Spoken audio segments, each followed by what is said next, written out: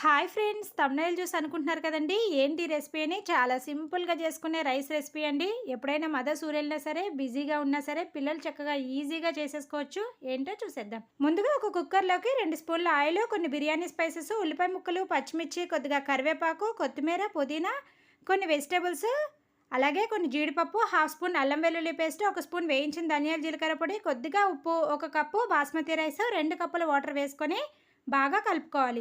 ఇప్పుడు కుక్కర్ని స్టవ్ పైన పెట్టుకొని 3 విజిల్స్ వచ్చిన వరకు కుక్ చేసుకోవాలి. అంతే అండి, ఎంతో సింపుల్గా టేస్టీగా చేసుకునే వెజ్ రైస్ రెడీ అయిపోతుంది. చాలా చాలా బాగుంటుందండి టేస్ట్. చక్కగా మీ పిల్లలకు కూడా ఇలాగ ఒకసారి నేర్పించండి. మధ్య మధ్యలో పిల్లలు కలుపుకుంటూ కుక్ చేసుకుంటే కంటే ఇలాగా సింపుల్గా రెడీ చేసుకోవచ్చు. అలాగే ఈ రైస్ని పెరుగుతో తీసుకున్నా సరే చాలా బాగుంటుంది. మీరు కూడా ఒకసారి ఇలాగా ట్రై చేసేయండి. ఇలాంటి మరెన్నో సింపుల్ రెసిపీస్ కోసం ఛానల్ని సబ్స్క్రైబ్ చేసుకోండి. Thank you for watching.